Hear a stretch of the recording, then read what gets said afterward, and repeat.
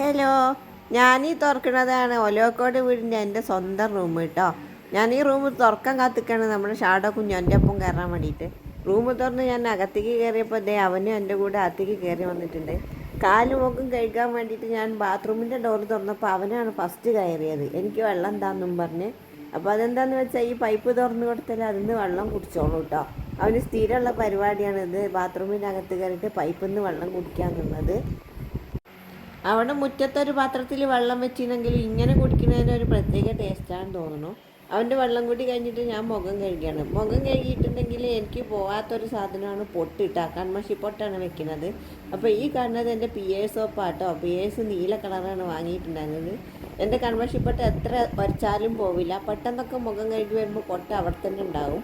അപ്പോൾ ഒന്ന് കഴുകി കളയാമെന്ന് വിചാരിച്ചിട്ട് ഞാനിത് സോപ്പൊക്കെ നന്നായി മുഖത്തിട്ടൊന്ന് കഴുകി കളയുവാണ്. ഇങ്ങനെ കൺമഷി കൊണ്ട് മാത്രം ഒരുങ്ങണ ഒരാളാണ് ഞാനിട്ടാ. പൗഡർ പോലും ആ പൊട്ടിൻ്റെ പുറത്ത് മാത്രമേ ഇടുകയുള്ളൂ.